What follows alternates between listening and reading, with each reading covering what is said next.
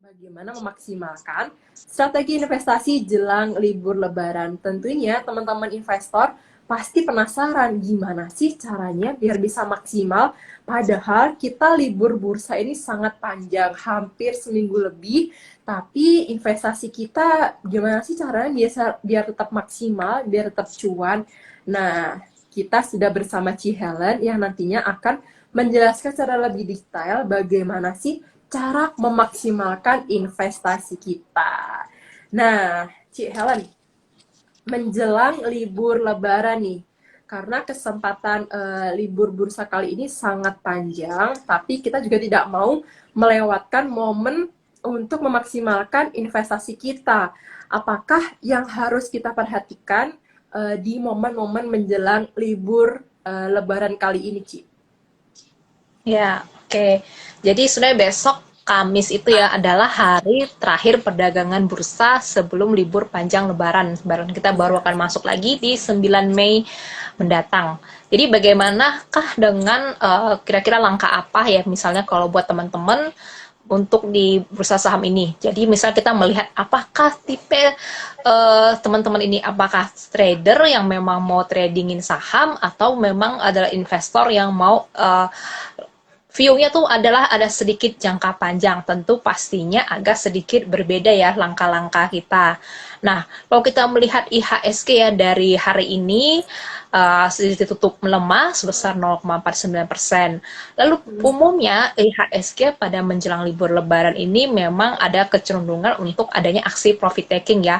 Dan meskipun kita juga memang ada sejumlah sentimen dari luar, tapi secara umum biasanya IHSG kita juga ada kemungkinan profit taking. Nah, kenapa ada profit taking? Pertama, para pelaku pasar ingin mengamankan dana dulu sebelum libur Lebaran. Karena di saat kita ini lagi libur, bursa luar dan bursa global kan masih tetap buka dan Iya. banyak sekali langkah-langkahnya dan hal-hal yang bisa terjadi. Jadi kita mau mengamankan dana dahulu sebelum libur. Lalu juga bagi ada katakanlah misalnya manajer-manajer investasi asing atau para investor asing bisa jadi akan juga selain mengamankan dana untuk libur, mereka juga akan menarik dana untuk bursa luar sehingga dana yang mereka tarik tersebut bisa digunakan terlebih dahulu untuk trading di bursa regional maupun bursa global. Oke, oke. Tadi sempat dijelaskan langkah-langkah yang harus kita lakukan. Nah, apakah langkah untuk trader dan investor ini berbeda, Ci? Ya, betul. Nah, kan kalau kita trader, nah biasanya kalau misalnya untuk trader ya, tetap kita harus memperhatikan misalnya dari komposisi saham yang kita miliki. Nah, bisa kalau kita juga lihat kan, eh, kondisi market saat ini kan ada sangat banyak dinamis, banyak banget isu-isu yang ada di pasar dan kondisi juga yang bisa berubah dikala kita ini libur selama 10 hari. Jadi mungkin Iya. misalnya 20 sudah ada yang untung, kita bisa memilih untuk mengamankan posisi dulu, profit taking terlebih dahulu. Nah, tapi kalau misalnya posisinya untuk investasi jangka panjang, nah apa sejauh yang udah yakin misalnya dengan portofolio yang kita miliki, nah tetap dapat dipertimbangkan untuk kok terlebih dahulu saham yang dimiliki. Oke, jadi ada berbagai langkah yang harus kita ketahui, yang harus kita lakukan untuk bisa memaksimalkan bagaimana investasi kita ke depannya. Sebelumnya nih, Ci, aku pengen mengingatkan untuk teman-teman semuanya, apabila ada pertanyaan terkait gimana sih cara memaksimalkan cuan, gimana cara memaksimalkan investasi kita di kala libur Lebaran selama 10 hari nanti, langsung aja tulis pertanyaan kalian di bagian question box di bawah ya, yang ada tanda tanya. Yang ada tanda tanya, kalian bisa menuliskan pertanyaan kalian di situ. Nantinya ada pertanyaan terpilih yang bakal kita ulas lebih dalam. Dan tentunya 5 pertanyaan terpilih bakal mendapatkan tada. Nah, hari ini IG Live hari ini kita punya hadiah buku judulnya The Trader Bible. Ada 2 buku dan 3 merchandise menarik dari Philip Sekuritas Indonesia untuk 5 orang pemenang. Jadi totalnya 5 pemenang ya, 2 buku dan ada 3 merchandise. Oke, teman-teman bisa langsung menuliskan pertanyaan kalian di kolom di bagian question box di bawah. Jangan di kolom komentar ya, karena kalau kolom komentar bakalan ketumpuk dengan yang lainnya. Oke, Jan, kita bisa lanjutin lagi ya. tadi sempat menyinggung ada beberapa isu terkait menjelang pekan Lebaran sekali ini nih. Isu apa aja sih, Ci, yang bisa membangkitkan apa namanya terkait gejolak di pasar modal kita saat ini? Oke, jadi untuk beberapa isu yang berpengaruh di bursa, kalau dari dalam negeri ya kita melihat adanya rilis laporan keuangan dari sejumlah emiten, baik itu laporan keuangan untuk full year 2021 maupun laporan keuangan untuk kuartal 1 2022. Lalu selain itu juga ada musim pembagian dividen. Nah, kalaupun dari luar sendiri, nah kita melihat ada banyak isu yang pastinya belakang ini seperti misal ada konflik antara Rusia dengan Ukraina yang saat ini sudah berlangsung 3 bulan, lalu juga ada potensi dari kenaikan suku bunga The Fed, dan juga masih adanya kasus COVID global terutama yang saat ini sedang melanda China ya, sedang di Ya. mana Shanghai masih terkena lockdown. Nah, hal-hal itu pastinya akan menjadi katalis penggerak pasar. Oke. Nah, tadi ada sempat menyebutkan terkait rilis laporan keuangan dari beberapa emiten.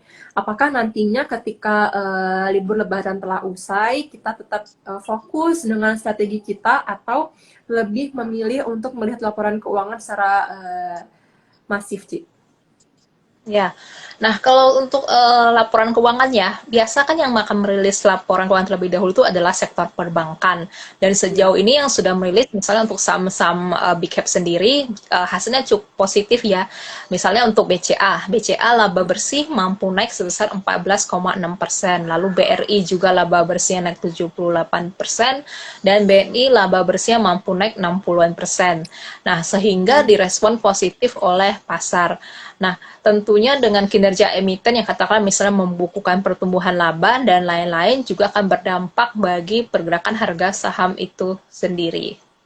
Oke, jadi sebenarnya tentu kita harus mencermati ulang terkait bagaimana strategi yang kita punya dengan hasil dari rilis laporan keuangan dari beberapa emiten. Nah, sebelumnya bank-bank besar seperti BBCA, BBNI, BMRI sudah mengeluarkan rilis laporan keuangan di kuartal pertama ya, Ci ya. Dan tentunya kita juga masih menunggu rilis laporan keuangan dari saham-saham blue chips yang nantinya bakalan menjadi patokan kita untuk bagaimana menentukan investasi kita ke depannya. Apalagi untuk investasi jangka panjang, laporan keuangan ini sangat menjadi pedoman bagaimana kita bisa mengambil momentum untuk lebih meningkatkan investasi kita. Selanjutnya nih, Ci, terkait dengan kenaikan suku bunga The Fed nantinya bakal rilis di tanggal 4 Mei, sedangkan di Indonesia saat ini masih ketika rilis nantinya di tempat Mei, kita masih dalam suasana libur bursa. Apakah nanti bakal berefek dengan kecemasan investor atau seperti apa nih, Ci? Ya, oke. Jadi sebenarnya ya, kalau untuk kenaikan suku bunga acuan The Fed sendiri ya, ini sebenarnya udah bisa dikatakan sudah diproyeksikan oleh para pelaku pasar ya, karena dengan adanya kenaikan inflasi di berbagai negara dan juga global, tentu kenaikan suku bunga ini kan bisa bisa dibilang jadi menjadi suatu hal yang tidak bisa terhindarkan. Nah, bagaimana dampaknya terhadap bursa itu sendiri atau bagi indeks, kalau kita melihat sih mungkin akan ada tekanan dalam jangka waktu yang cukup ketika pengumuman itu dilakukan ya. Nah, Iya. tapi ketika masuk ke Indonesia itu sendiri, kita pasti udah berselang beberapa hari ya, karena kita kan libur intinya. Jadi tetap kita selain efek dari The Fed tersebut juga dengan adanya sentimen-sentimen lain, kita masih tetap, karena salah satu acuan dari IHSG itu sendiri kan memang adalah Wall Street. Jadi kalau misalnya secara keseluruhan pekan depan Wall Street dapat masih berada di pergerakan arah positif, tentu itu akan menjadi pendorong juga bagi bursa efek Indonesia. Sedangkan kalau dari sentimen dari dalam negeri sendiri sebenarnya sentimen kita belakangan ini malah cukup baik ya, karena yang pertama lagi musim pembagian dividen, lalu yang Benar. kedua laporan keuangan emiten yang keluar hasilnya rata-rata bagus-bagus. Jadi dari dalam negeri sendiri masih tertahan. Oke, jadi sebenarnya ketika nanti dari Wall Street mencapai positif, titik positif, bakalan berefek baik ke bursa efek Indonesia sendiri. Tapi sebenarnya kita juga punya sentimen positif juga dari dalam negeri. dari rilis laporan keuangan, dan musim pembagian dividen. Ini sangat menarik sebenarnya karena di awal tahun ini banyak sekali emiten-emiten yang membagikan dividen jumbo ya Ci ya. Ada beberapa waktu lalu sudah ada teman-teman kita yang berhasil mendapatkan dividen jumbo ya. Lumayan ya Ci ya buat bekal THR. Nah, di pekan ini, di pekan pendek minggu ini, ada nggak sih Ci emiten yang berkesempatan untuk membagikan dividen ke para investor? Ya, betul. Nah, untuk beli pekan terakhir ini kita melihat ada beberapa emiten yang melakukan rapat umum pemegang saham tahunan ya, seperti misalnya yaitu ada Adaro Indonesia, juga ada seperti Jasa Marga, dan ada juga beberapa emiten yang tanggal kumulatif dividennya adalah di minggu ini, seperti misalnya antara lain yaitu Astra Internasional yang kebetulan tanggal kumulatif dividennya adalah besok. Tentu momentum ini bisa menjadi salah satu pertimbangan untuk teman-teman, tapi tentunya pastikan jangan sampai keliru antara tanggal-tanggal, mana tanggal cum date-nya, mana tanggal ex date-nya, jangan sampai ketukar antara kebalik atau malah saling keliru antara satu emiten dengan emiten lainnya. Nah, teman-teman, tadi Cia sudah sempat menyinggung terkait tanggal. Nah, tanggal ini sangat riskan buat teman-teman ketahui kalau misalkan sebagai dividen hunter harus paham apa itu namanya cum date, apa itu namanya ex date, apa namanya payment date, dan lain sebagainya. Nah, teman-teman kalau pengen mengincar dividen, kalian bisa cermati di tanggal cum date atau cumulative date. Nah, itu jika kalian punya saham hingga tutup market di tanggal cum date, berarti kalian bisa berkesempatan untuk mendapatkan dividen dari saham tersebut. Tapi kalau sudah di ex date, berarti kalian tidak berkesempatan nih guys. Nah, kalau misalkan kalian pengen dapat dividen di pekan ini, di pekan pendek pasar modal kali ini, kalian bisa melihat di Adaro ya Ci ya. Adaro Iya, sama betul. ASI. Ya, karena mereka yang melakukan RUPS di pekan ini. Adapun untuk kumulatif debt-nya akan di bulan depan ya. Jadi masih Oke. ada seminggu lebih lagi. Masih bisa berpikir ulang apakah ini dividen sangat menguntungkan atau kita tunggu dividen dari emiten selanjutnya aja kayak gitu ya Ci ya. Ya, Oke, betul sekali. kita Jadi kita dapat pertimbangan. bener-bener. Kita boleh masuk ke pertanyaan dari Sobat Philip satu persatu ya Ci ya. Sebentar, Oke. aku pilih dari bawah dulu ya. Lumayan banyak nih Ci yang masuk. Oke. Yang pertama ada dari Erwin Firdaus. Jika sebagai investor, apakah momen sebelum Lebaran merupakan momen yang tepat untuk kolek saham? Oke, Silahkan, silahkan. ya, thank you buat pertanyaannya ya. Apakah momen untuk sebelum Lebaran ini merupakan momen yang tepat untuk kolek saham ya? Nah, sebenarnya ini tergantung untuk saham sektor apa ya. Terus apakah ini tuh sebenarnya untuk trading ataukah untuk invest? Pastinya akan berbeda dong. Nah, kalau sebelum kita kan pernah bahas saham apa sih rata-rata yang cenderung naik di musim Lebaran ini. Nah, kalau misalnya katakanlah hanya untuk musim libur puasa dan lebaran, biasanya ada beberapa sektor yang secara historical tuh sering naik. Yang pertama tuh misalnya seperti sektor retail. Kenapa sektor retail? Ya pastinya karena ketika lebaran ini kita kan akan katakanlah membeli baju baru dan juga sebagainya. Lalu yang kedua adalah sektor misalnya makanan dan minuman yang sekali lagi konsumsinya juga meningkat. Lalu juga ada sektor katakanlah jalan tol, yaitu yang karena adanya mobilitas ketika penduduk ini rame-rame mudik dan pulang kampung, maka akan meningkat. Lalu juga ada sektor telekomunikasi. Nah, sektor-sektor ini biasanya kalau dari historical sering cenderung naik di bulan puasa. Tapi kalau misalnya untuk investasi jangka panjang, itu sebenarnya yang kita perhatikan tuh adalah momen ketika harga tersebut sedang under value ya, karena Hmm. apakah yang pertama kita harus lihat bagaimana prospeknya, bagaimanakah harga saham di nilai valuasi aslinya, dan bagaimana harga di pasar saat ini. Jadi semua itu tetap harus dipertimbangkan bagi kita sendiri. Nah, sedangkan kalau misalnya hanya untuk trading jangka pendek aja, nah, teman-teman bisa memperhatikan analisa teknikal untuk memilih saham-saham apa yang kira-kira menarik dari segi chart. Oke, jadi tergantung nih Mas Firdaus ya, apakah untuk kolek saham jangka panjang atau jangka pendek. Kalau misalkan mau jangka pendek, tetap balik lagi kita melihat dari analisa teknikal. Tapi kalau misalkan mau jangka panjang, seperti Cihalen sebutkan tadi bahwa saham-saham under value sebenarnya masih cukup cantik untuk bisa dijadikan opsi jangka panjang ya Ci ya. Kira-kira kalau misalkan saham under value itu kenapa ya Ci kalau misalkan pengen dijadiin jangka panjang masih oke? Kenapa tuh Ya, kira-kira? benar. Nah, ini sebenarnya berkaitan dengan strategi investasi yang akan kita bahas dan topik utama kita hari ini. Jadi kita akan bahas Waduh. beberapa strategi investasi. Nah, Mungkin di kali Cihanan ini kita kasih bahas, sedikit ini aja, kasih sedikit oke, apa namanya depan-depannya aja karena kita masih oke, punya pertanyaan belum masuk ke oke, situ. siap, siap. Jadi sebenarnya kenapa itu menarik? Karena saham under value ini adalah saham yang nilai pasarnya atau harga jualnya ini lebih rendah dibandingkan nilai dari kondisi normal.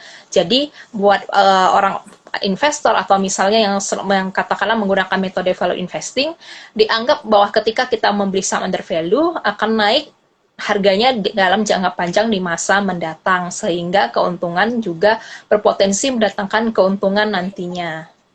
Oke, jadi sebenarnya saham-saham under value ini kalau misalkan kita mau mencermati secara lebih detail, sebenarnya masih oke. Cuman ya teman-teman harus bisa mampu lebih melihat lagi nih, mengkaji ulang apakah ini benar-benar oke atau enggak untuk jangka panjang. Karena nggak bisa langsung gitu aja bisa menentukan, oh oke nih aku langsung ambil kayak gitu nggak bisa ya, nggak bisa instan. Harus diulang-ulang lagi apakah ini tepat ataukah ini baik kayak gitu. Ci, kita bisa lanjut ke pertanyaan kedua ya. Oke. Okay. Oke, sebentar. Eh, gimana memperlakukan? Wow, wow, wow, wow. Kayaknya seru-seru banget nih, Ci. Aduh.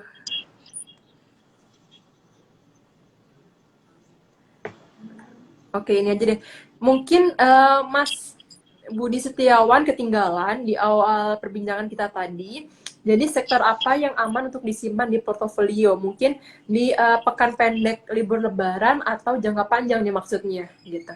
Mungkin tadi sempat ketinggalan, boleh kita ulang lagi Ci, sektor apa aja sih yang sebenarnya menarik untuk kita simpan di portofolio kita selama libur lebaran ini? Oke, jadi sektor apa yang sebenarnya masih menarik untuk disimpan ya?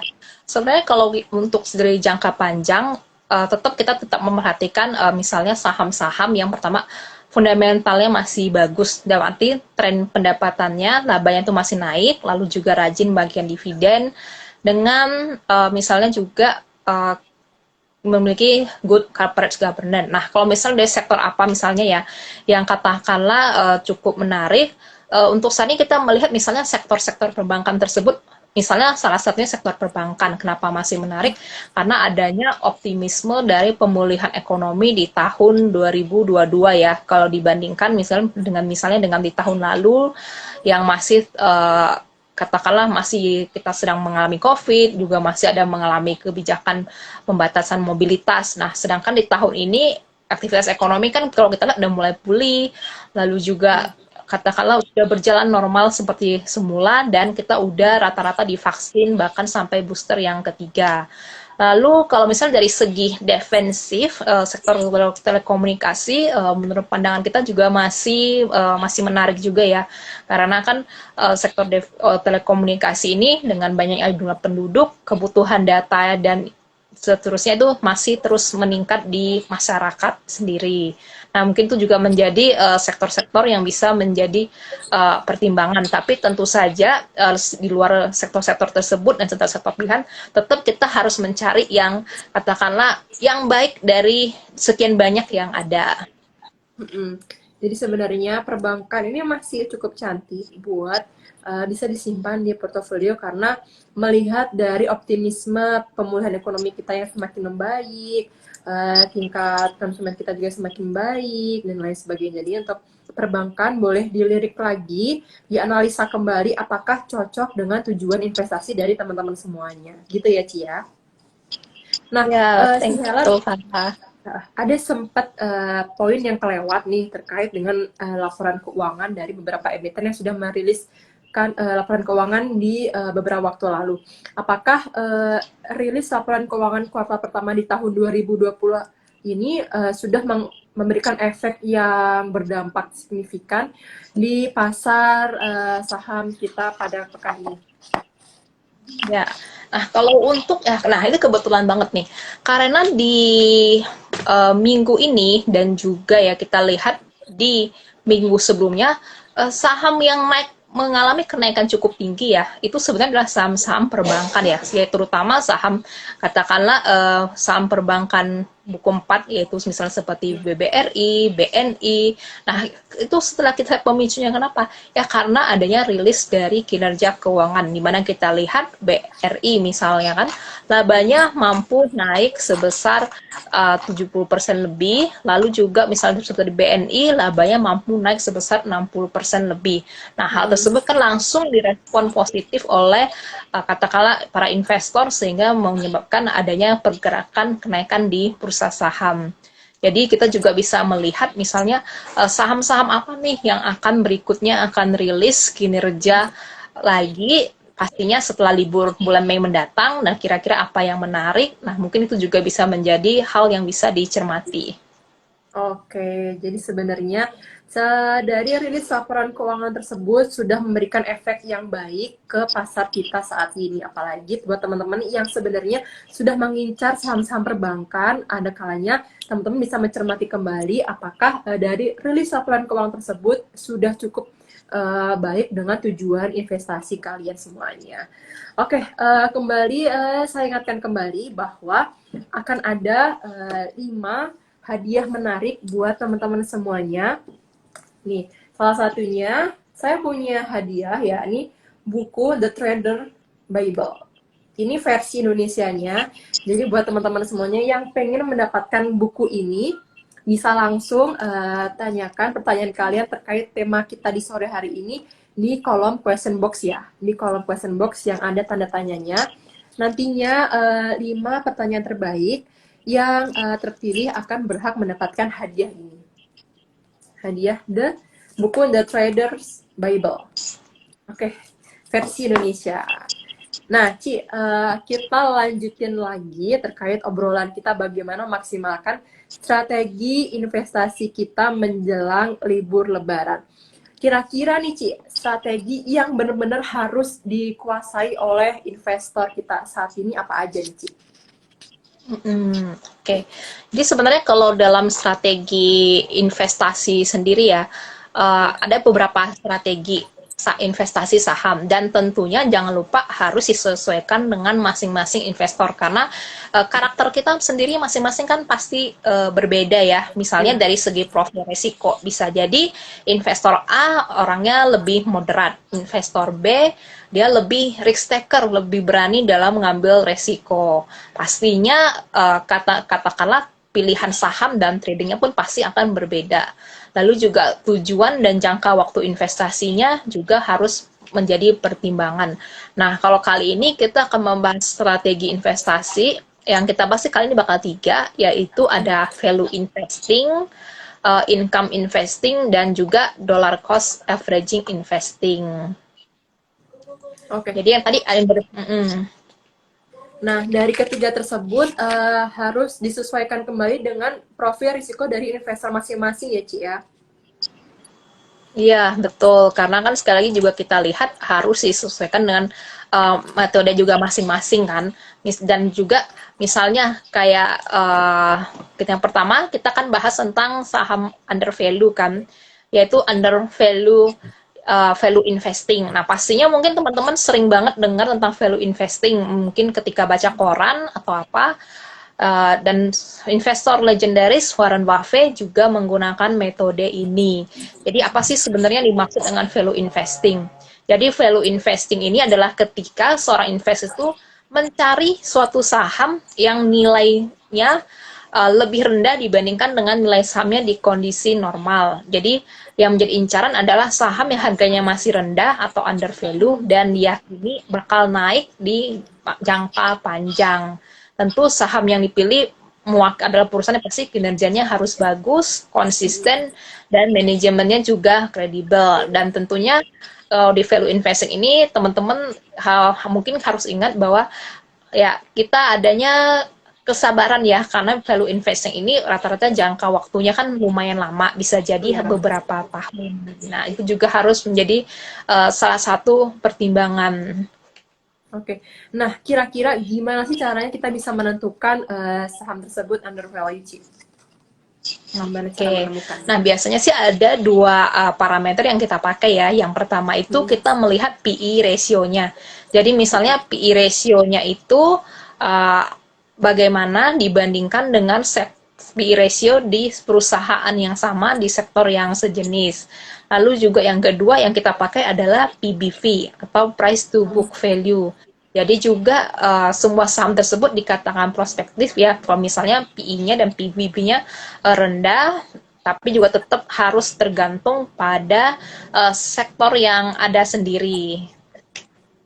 Oke, jadi sebenarnya kita harus bisa mengulik lebih dalam apakah PI dan PBV dari emiten tersebut cukup oke atau tidak ya untuk bisa kita ambil di investasi kita ke depannya.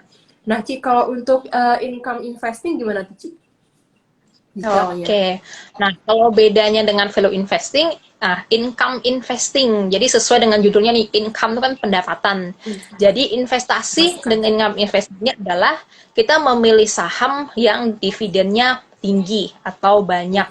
Jadi tentu ada plus minusnya. Jadi kelebihannya itu kita dapat penghasilan dari passive income dari dividen. Tiap tahun kita dapat dividen nih. Terus yang Mm-mm. kedua, tidak perlu sering-sering melihat pergerakan harga saham. Pokoknya tiap tahun terima dividen. Nah, adapun minusnya dari income investing ini adalah yang pertama butuh modal yang cukup besar. Karena kalau misalnya Iya. modalnya kecil, beli sahamnya cukup dikit, tentu dividen yang diterima juga sedikit. Lalu juga yang kedua butuh waktu lama, dan yang ketiga return yang diharapkan ini tidak begitu signifikan. Oke, jadi sebenarnya ini cocok banget buat teman-teman yang tidak punya banyak waktu untuk menganalisa ya, Ci ya. Tapi Ya, betul. kembali lagi bagaimana cara kalian untuk memilih apakah saham tersebut cocok untuk long term, jangka panjang.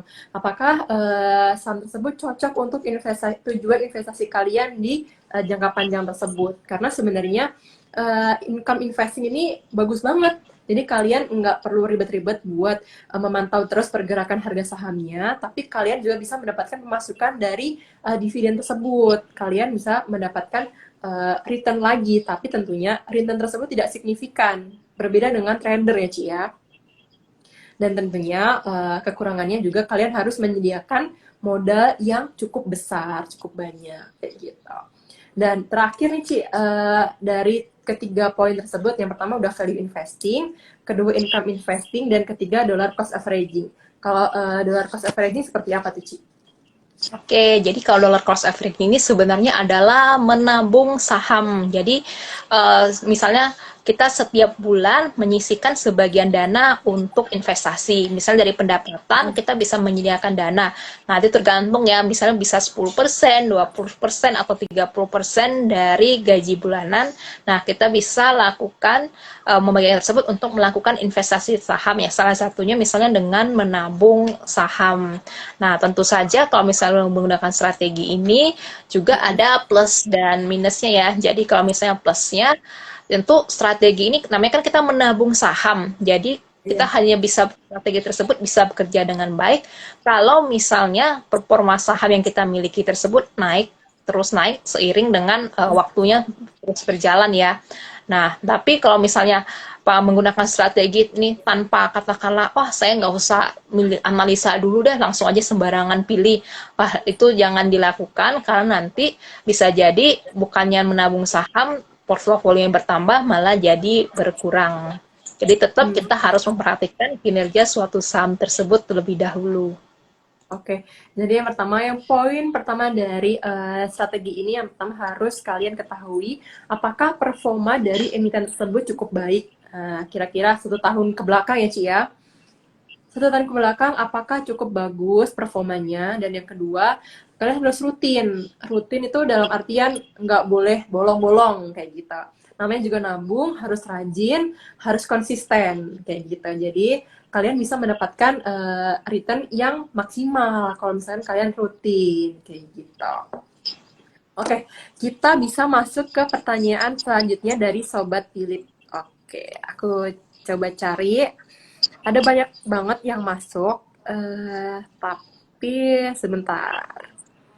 Hmm, oke.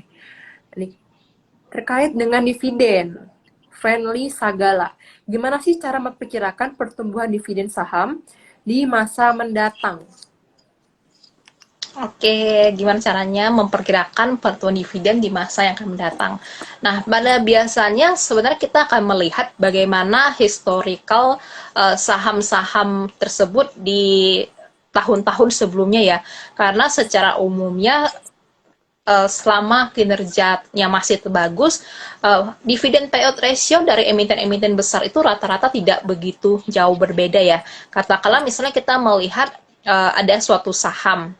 Uh, Dalam hal contoh ini, misal kita mengambil ada saham perusahaan, katakanlah saham perusahaan emiten A kan.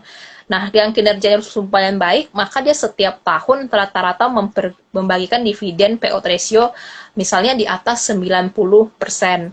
Nah, uh, dengan kinerja yang dari tahun terus menerus itu, biasanya kebijakannya itu tidak akan terlalu jauh berbeda. Jadi itu bisa menjadi salah satu katakanlah uh, indikasi bagi kita ya, karena kalau misalnya emiten-emiten yang rajin bagian dividen setiap tahunnya itu rata-rata rasionya nggak jauh berbeda. Dan kalau misalnya teman-teman kayak bingung apakah misalnya dividen ini rasionya besar atau enggak, terus juga Ya. liquid apa enggak, jangan sampai setelah kita beli beli saham dapat dividen, habis itu sahamnya nggak liquid dan nggak ada diperdagangkan lagi. Jadi teman-teman bisa mencoba misalnya melihat indeks High Dividend 20, itu ada list 20 saham. Yang pertama rajin membagikan dividen, yang kedua lalu juga dia juga termasuk perusahaan yang bagus karena udah dipilih khusus oleh Bursa Efek Indonesia, dan yang ketiga pastinya saham tersebut aktif diperdagangkan. Nah, nih Mas Sagala, kalau misalkan pengen tahu apa aja sih saham-saham yang rajin membagikan dividen dan liquid diperdagangkan, bisa langsung cek indeks di bursa, ada IDX High Dividend 20. Jadi 20 saham ini rajin membagikan dividen kayak gitu. Oke, Oke. betul. Dan sekali lagi, biasanya memang dari segi dividen payout ratio-nya tidak akan jauh berbeda dari tahun ke tahun. Jadi kalau misalnya tahun ini tuh 70% dari laba bersih, tahun depan mungkin bisa 75%, atau tahun depannya lagi 70% lagi. Cuma mungkin nilainya secara rupiah akan bertambah naik karena biasanya pertumbuhan kan labanya kan terus naik meskipun persentasenya tetap 80%.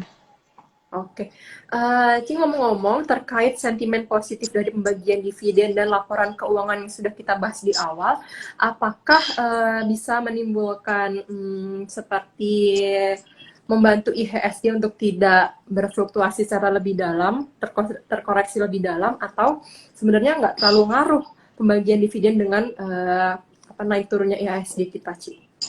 Ya, jadi sebenarnya tergantung ya. Apakah saham yang membagikan dividen tersebut merupakan saham dengan kontribusi besar ke bobot indeks. Jadi kalau misalnya kita melihat katakanlah saham-saham yang memiliki bobot indeks ke Bursa Efek Indonesia tuh sahamnya apa aja, dan apakah mereka membagikan dividen yang besar, yang katakanlah dividen payout ratio-nya cukup tinggi. Nah, kalau misalnya ke dividen saham-saham tersebut mengalami kenaikan, tentunya kenaikan harga saham tersebut akan mendorong IHSG ya, karena kan kita lihat weighting dari IHSG tersebut berbeda dari masing-masing saham. Jadi kalau misalnya saham ada katakanlah emiten yang memberikan dividen payout ratio mungkin 100%, akan tetapi karena bobotnya terhadap indeks itu kecil, meskipun dia naik tinggi, dia tidak akan terlalu berdampak terhadap pergerakan IHSG. Oh, jadi sebenarnya perlu kita ketahui dari emiten itu sendiri, balik lagi ya Ci ya, apakah bobotnya ini besar atau tidak kayak gitu. Oke, kita lanjut ke pertanyaan selanjutnya dari teman-teman Sobat Pilih. Oke. Nah, ini sebenarnya masih tanda tanya yang cukup besar dari Sarina Property underscore. Nah, setelah liburan ini, libur lebaran, sektor mana yang biasanya mengalami koreksi yang besar? Nah, kebalikannya, di kala jelang lebaran, sektor-sektor yang tadi Ci Helen sebutkan seperti konsumer dan lain sebagainya mengalami kenaikan, ini setelah libur lebaran, sektor yang mengalami koreksi yang sangat besar. Ada di mana nih, Ci, biasanya? Oke, nah ini sebenarnya cukup menarik juga ya. Kalau setelah libur Lebaran, sektor mana yang biasanya mengalami koreksi yang besar? Nah, kalau misalnya kita mengatakan dengan ini ya, pertama kita kan harus melihat memang ketika libur masuk musim katakanlah puasa dan lebaran ini ada sektor-sektor yang memiliki cenderungan naik katakanlah seperti misal sektor retail dan sebagainya yang ada potensi penjualannya itu terdorong dari kenaikan demand masyarakat dan juga kenaikan mobilitas masyarakat. Nah, setelah katakanlah libur lebaran ini selesai, nah apakah mereka juga akan mengalami penurunan misalnya? Nah, untuk jangka pendek bisa jadi akan ada koreksi yang wajar karena kan biasanya kita melihat bahwa harga saham tersebut cukup berfluktuatif. Dan tentu saja yang tidak boleh kita lupakan adalah uh, bulan di mana lebaran itu terjadi. Karena kan kalau kita lihat di tahun ini sendiri, lebaran ini kan di awal Mei. Akan tetapi setiap tahun uh, jadwal libur lebaran itu kan selalu berganti-ganti kan, selalu Ya. bergeser. Ya, kan bergeser maju. Nah, tentu kita akan menyesuaikan juga kita juga harus menyesuaikan dengan timing di mana bulannya berada. Dan kebetulan tahun ini sebenarnya timing kita tuh sangat bagus ya kalau menurut saya karena kita pas banget ketika lagi bagi dividen, banyak banget emiten yang bagi-bagi dividen, lalu banyak juga perusahaan-perusahaan katakanlah misalnya yang merilis laporan keuangan yang kinerjanya juga positif. Nah, itu berbeda misalnya ketika kita kebetulan ada di tahun di mana katakanlah di bulan-bulan di mana sepi momentum tuh misalnya kayak laporan keuangannya udah selesai dirilis, dividen juga udah nggak ada, terus katakanlah di luar negeri juga udah masuk musim libur dan sebagainya. Nah, mungkin kita juga akan membahas setelah ini, mungkin teman-teman pernah mendengar istilah sell in May and go away. Nah, iya, iya, Nah, iya. ini itu mungkin juga lain Fenomena. kali kita akan membahas seperti itu. Ada banyak fenomena-fenomena seperti itu. Nah, itu juga tetap harus menjadi salah satu pertimbangan untuk kita yang bisa kita cermati. Oke. Jadi sebenarnya banyak banget fenomena yang harus kita cermati pasca libur Lebaran. Salah satunya kita juga harus meninjau ulang apakah dari kenaikan dari barang dan jasa di emiten tersebut. Oke, Ci ngomong-ngomong, apakah trader perlu meninjau ulang strategi tradingnya ketika pasca libur Lebaran nanti atau seperti apa? Oke, jadi sebenarnya kalau untuk trader ya, kita kan sebenarnya untuk melihat apa sih sebenarnya bedanya trader dengan investor. Nah, kalau trader itu kan rata-rata jangka pendek. Kalau investor kan ya jangkanya bisa tahunan kan. Kalau trader itu kan bisa bisa beberapa bulan, bisa beberapa minggu, bahkan ada juga trader yang cuma 1 hari. Katakanlah beli di pagi, jual di katakanlah sore atau siang. Nah, bagaimana strategi investasinya? Nah, umumnya kalau trader ini kita menggunakan analisa teknikal untuk melihat bagaimana tren pergerakan harga saham, apakah lagi bullish kah atau lagi bearish, ataukah sudah katakanlah bisa buy on weakness atau sell on strength. Nah, tentunya itu juga akan menjadi poin-poin yang harus diperhatikan oleh teman-teman. Nah, dari kita sendiri sebagai salah satu bentuk layanan dari kita juga ada rekomendasi saham berdasarkan analisa teknikal yang ada kita share di channel Telegram kita setiap hari, juga ada di webinar yang bisa teman-teman ikutin. Jadi teman-teman bisa langsung tanya jawab dengan analis teknikal kita, saham apa aja nih yang bisa teman-teman punya, bagaimana rekomendasinya secara teknikal. Dan setiap bulan kita juga ada kelas belajar analisa teknikal. Jadi kalau misalnya teman-teman bingung, nggak ngerti sebenarnya candle teknikal ini sangat membingungkan naik turunnya seperti apa, silakan join dengan kelas teknikal kita, itu gratis, kita belajar bareng rame-rame sampai bisa. Nah, seru banget. Jadi sebenarnya Philips Securities Indonesia sudah mewadahi teman-teman buat ikut kelas edukasi saham, bisa dari Telegram. Kalau misalkan kalian pengen join Telegram dari Philips, langsung klik story kita nih. Lalu ada story yang berbentuk link Telegram. Kalian bisa join dari link tersebut, langsung mengarah ke Telegram dan kalian bisa join. Sedangkan kalau pengen ikut kelas edukasi saham, juga ada. Kalian bisa tahu jadwal-jadwalnya dari Telegram tersebut. Tinggal join di kelas yang kalian pengen ikuti. Gitu. Kita masuk ke pertanyaan terakhir. Pertanyaan terakhir dari Sobat Pilih.